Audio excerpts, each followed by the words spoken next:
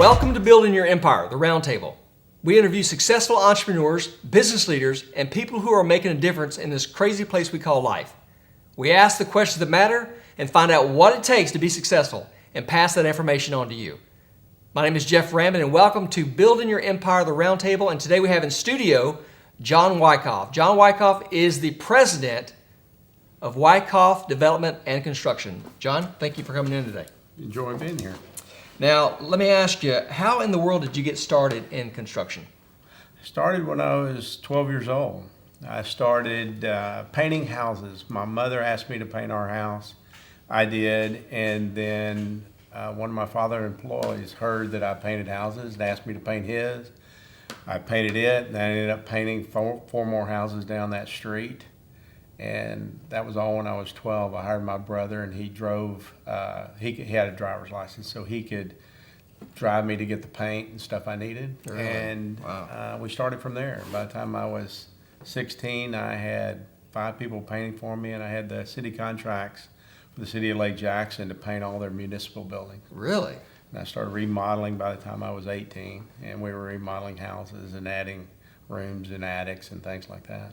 So was your dad in construction? Not at all. He was in industrial sales. They had Really? Industrial supply. They supplied Dow Chemical. Everybody in Lake Jackson either worked for Dow or they supplied Dow. And he worked for a company that supplied Dow.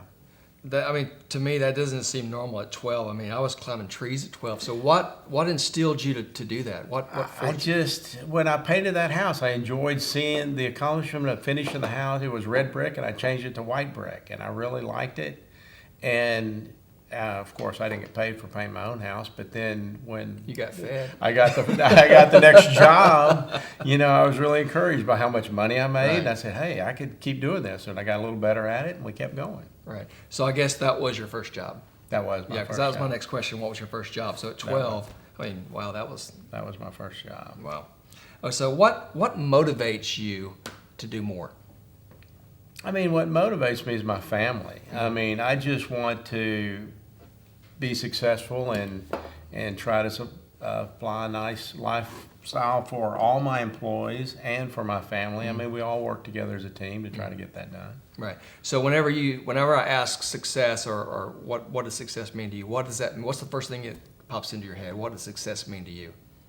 Success means being able to run a company that is respected, and we can really produce a nice product that we feel like we're doing the best job we can. And along with that comes the financial success that hopefully, again, I like to, all my employees, everybody, we like to make sure their life is being improved and our life is being improved, and the community. We donate a lot of stuff to the community. Right. So with success of your business, how competitive is the construction business? It's very competitive. We've tried to find a niche. We feel like if you're under $5 million and under 4 stories, we're competitive. And we try to stay local. We try to stay in the Houston area and predominantly in the southeast side of Houston. We've created a little niche market for office warehouse and light industrial buildings. I used to build residential. Started out building residential and commercial, and I quit when I was 50. I said no more residential. It was just, building somebody's house is like, it's a family member. Everybody's so picky on everything in the house, and there's so many changes. Where in commercial, you want to make a living in the building. It's a completely different project, and you want it to be nice, but you're not shining a flashlight up the wall and making sure every defect is out of it. So it's a completely different. And we can build a $2 million commercial building in 6 months. It takes 2 years to build a $2 million residential. Really? And so it's a long time. Wow. Okay. So how do you set yourself apart from the competition? Again, it's just we're trying to do the best job we can. And I think the fact that my degree's in architecture, we can design, build, but I think the real advantage to our customers and our clients is we can tell you before we even design anything, basically what your building's going to cost, Right. or very close. Yeah, We can be yeah. within a few percent. And I don't know if anybody else is out there can just listen to everybody's wish list and then come up with a number and say, this is about what you're going to be, and we're usually very close. Yeah. Now, some people may not know this, but you were actually the one who built our building here. That is correct. Now, I will tell you what sets you apart from the competition is that everyone that we talked to, including the bank, had nothing but good things to say. Well, that's where all of our work comes from, is Right. referrals. Yeah. We've relied on referrals. I don't really go out and do competitive bidding in cities or anything like that. And the cities that have come to me know that I don't do that, but when they can't get a project done, they go out and have it designed, and it's so over-engineered, so their costs are, they can't afford it. Yeah. And they come and say, how can I do this building? And I show them, I can build this building for what your budget is, but Right. we've got to do it. And I know how to value engineer some things. We don't cut things out of a building, but we don't waste money. Right. And so that's where we've been very helpful. And the banks do a lot of referrals for us because we've been able to bring projects in they couldn't get financed any other way. Right. So what was going back in time, what was your childhood like? Did you come from a middle class, lower class, or no class family? I came from a middle class family. My mother was a teacher and my dad ran an industrial supply. We get a lot of people that say their mother was a teacher.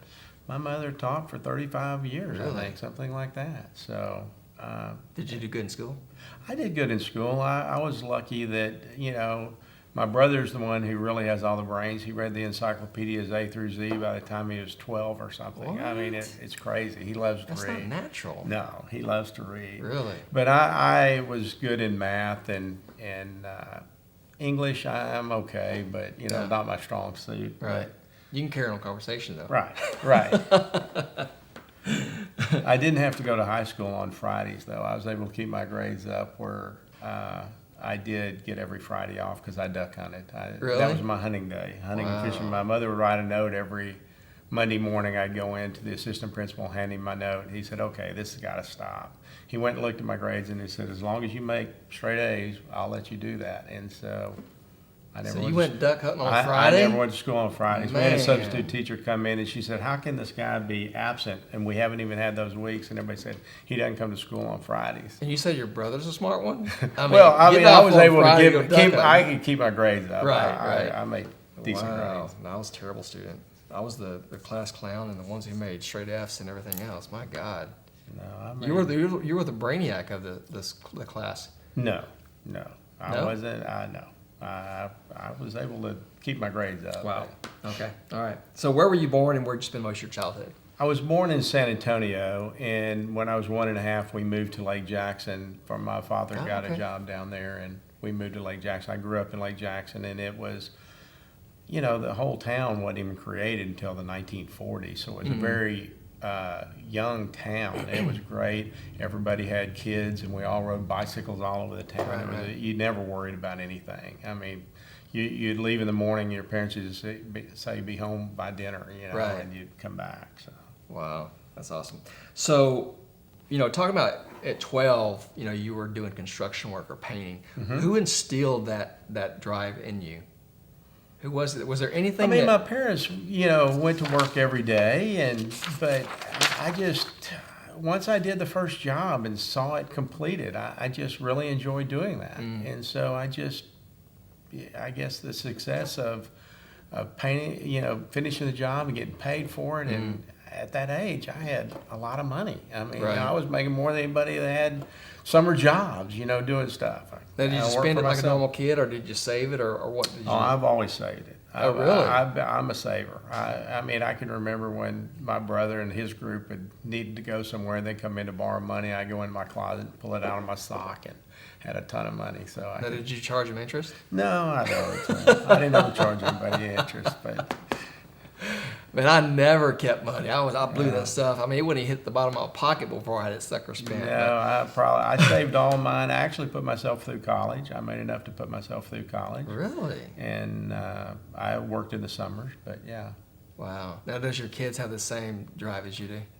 Actually, they do. I mean, my son started working for me when he was about 12. He would clean job sites, and when he was in high school, he built our swimming pools for our residential jobs. He ran the swim pool part, and he really knew how to do that.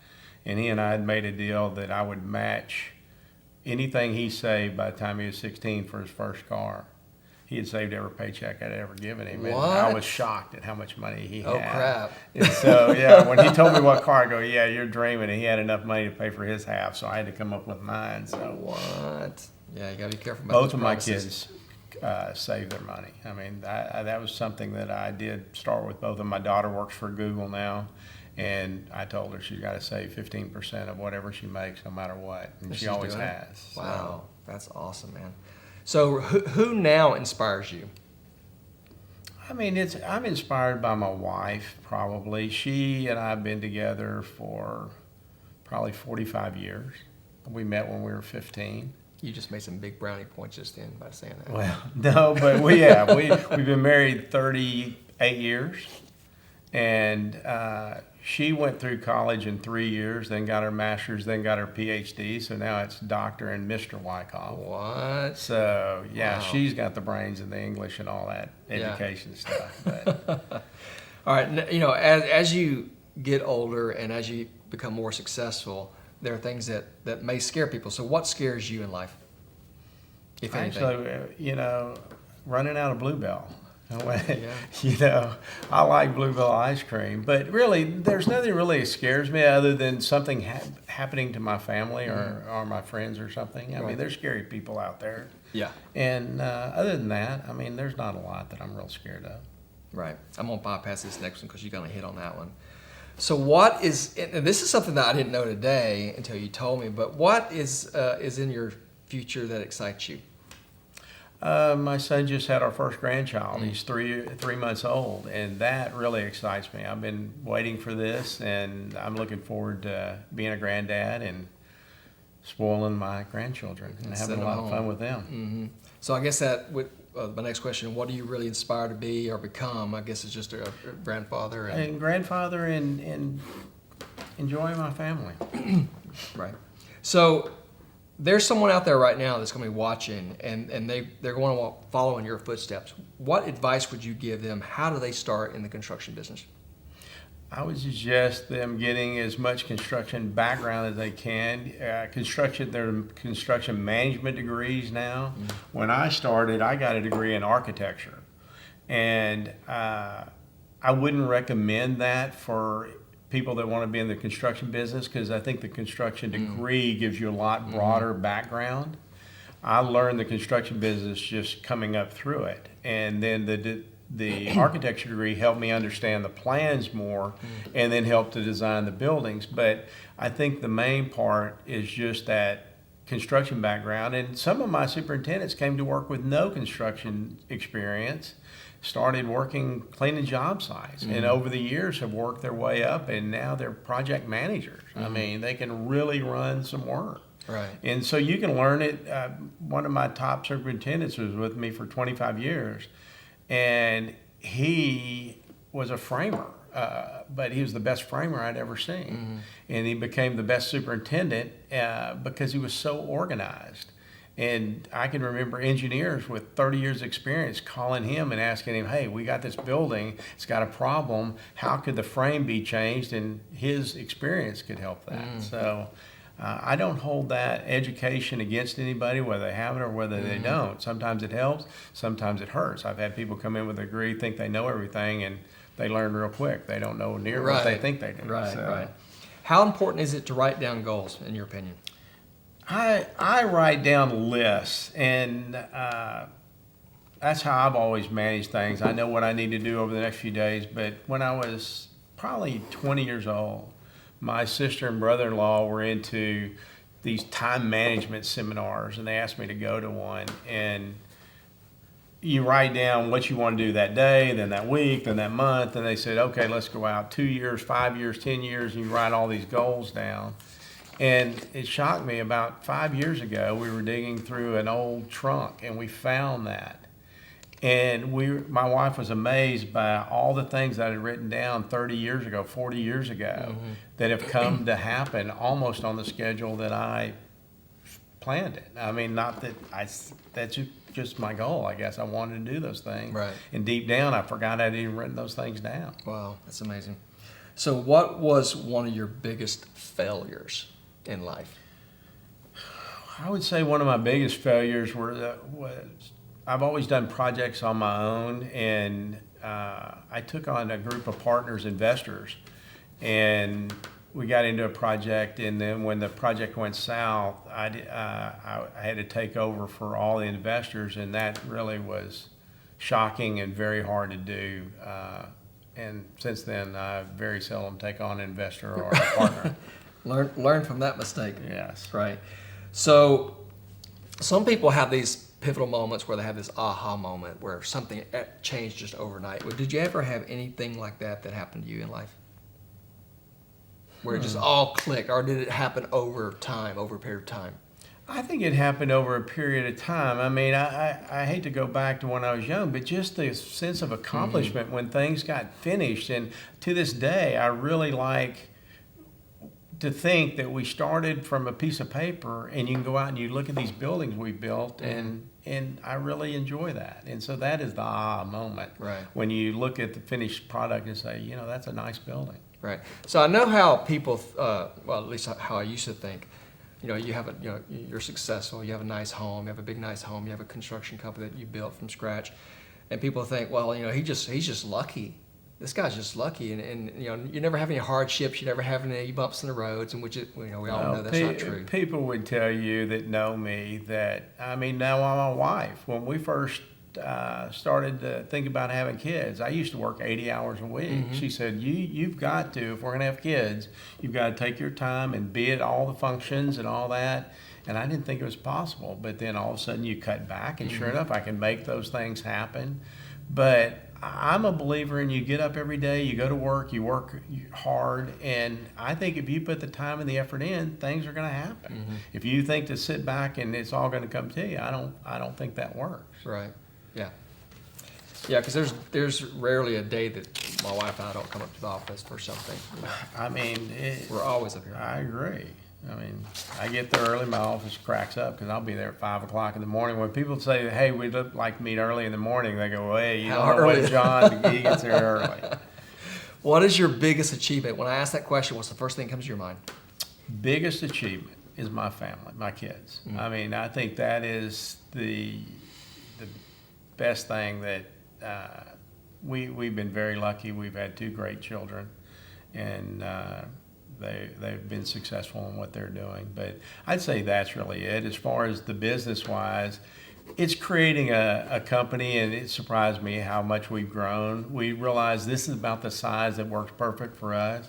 If the next step, you'd go to 100 employees and have sales. I don't want any part of that. Right. I've found that if we just maximize what we do, my accountants say I'm very successful at doing it at that scale. So that's what we do. Where do you see yourself in 5, 10, 20 years from now? It's going to be grandfather and, you know, playing with grandkids. And, you know, I've got a ranch out on the west side of Houston, and I'll be out there playing and having fun.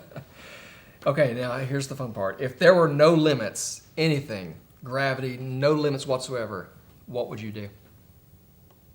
No limits. I would like to live long enough to watch my kids grow up with their children. I would like to be able to see that. I don't want to live forever, but I want to live a healthy life and be able to extend that as far as I could. If you could get the answer to any question, what question would that be? Is there really a president's diary or a book of secrets that they give the presidents? Right. I'm just curious. I mean, you know, you get new presidents in there, they never go after the old guy, and there's got to be some rules right? that I don't know. I mean, you know, that Do's or who shot and Kennedy. don'ts. Yeah. You know, who all was involved in that. Either one of those. They know that. Well, my sister had a theory, and you know, so we always joke about that. All right, if you could have any power in the world, any power whatsoever, what would that power be? Time travel. And where would you go? I'd go back into different eras, and but the other one would be forward to see how my kids and all that are going to be, you know, and that kind of That thing. might be scary though. It could be. Yeah. It could be. But, you know, you never know. I mean, but I like, you know, a lot of things that have inspired me would be we travel and I see different kinds of architecture, see different kinds of things. I'd like to go back and see how they were designing some of those buildings and coming up with some of the things when, you know, steel was first coming out. Right. I'd go back to the grassy knoll. Okay, if you were stranded on a desert island and you could have two things, what would those two things be? Off the top of my head, I'm going to say food and water because I'm a very Well, you're a logical guy. I'm a very Right. practical guy, but You can have anything now. There's no limits. Oh, I know, but I'm just sitting there trying to think through that. My kids would say my chapstick because I go everywhere with chapstick. Yeah, you can use that as sunscreen. I mean, you know, I don't know, but seriously, but it's just I don't have an answer for that one. Other than that, I mean, I have a genie with 3 wishes. That'd be one. well, yeah, then you get to keep going, and then it goes on and on and on, right? Something you told me today was really funny. You turned 60, okay? And so what was, the funny thing you told me today, what was that you told me? Last Monday, I came in. We had been traveling. We were in Mexico for 10 days, and I came back, and my son walked in and closed the door and sat down. I thought, okay, this is going to be serious. And he told me, he said, I don't think we need you to come into the office anymore. And I go, what? And he said that he thinks they can run it without me and for me to go ahead and retire and come in whenever I feel like, you know, once a week or something just to review the books. And so I went home and told my wife, and she's scared to death. She goes, there's no way I can have you around here all day long. So it's been an interesting few days. We've been discussing this, but today was my first day of what he called, I don't come into the office, but I'll probably show up at 10 or 11 each day for a day or 1 day or 2 days a week or something for a couple Right. hours, see what's going on. So you But came out of retirement to come to the studio today. I came out of retirement to come to the studio. So That's so awesome. Now, there was something else that you had talked about earlier today, and you were saying once you get to where you're not coming to the office, where are you going to be spending most of your time? Oh, playing with the grandkids and taking care of that. But I'll always have a project. I Yeah. mean, I buy property, I go out and I enjoy getting on equipment and clearing it, and I'll always have a little project going here or there. Awesome. Awesome. So what advice would you give someone in any type of business how to be successful?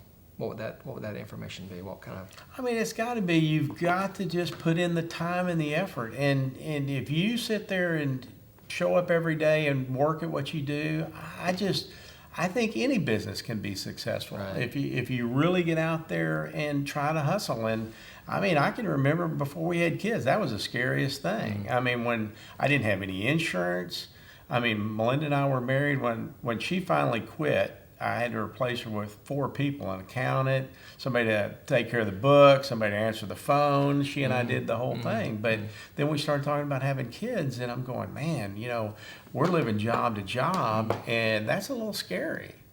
And I can remember when I went in and for the first baby, I went in and said, look, we don't have insurance. What can I do? I was shocked that the hospital said, hey, if you'll just pay us $2,000 up front. And amazing that you didn't need insurance. But Right. that's what I did. But now we have company insurance and all that kind of thing. But when we hired HL, he was my first employee, my first superintendent. And now you got to worry about his family. And every time you bring on another employee, it's their families and how many people are involved. And it pushes you. Yeah. A lot of stress and no overnight success. That's true. Yeah. It's not overnight, but once you finally get there, then like I said, our business comes from referrals now, and we think, okay, we only have these jobs going. Our phone rings. Somebody needs something else. Here we go. So Right. we're very happy for that. I mean, when the crunch hit, we just quit doing bigger jobs. We were doing small jobs, and we cut back wherever we could and worked through it. I had 2 or 3 competitors down here at that time. They didn't make it through. And I think that's where the savings and all that really helps. If you have the savings for the rainy day, I think that's what carried us through. Yeah, yeah. Well, I want to thank you for coming out today. It was fun. It was really interesting. We had pre-talk earlier, and just some things that you said were very surprising to me. That you came out of retirement and your family and all that kind of stuff. It was really awesome. So I appreciate you coming out. Well, I enjoyed it. Thanks for having me. You bet. Thanks for watching, guys, and follow us on YouTube and subscribe.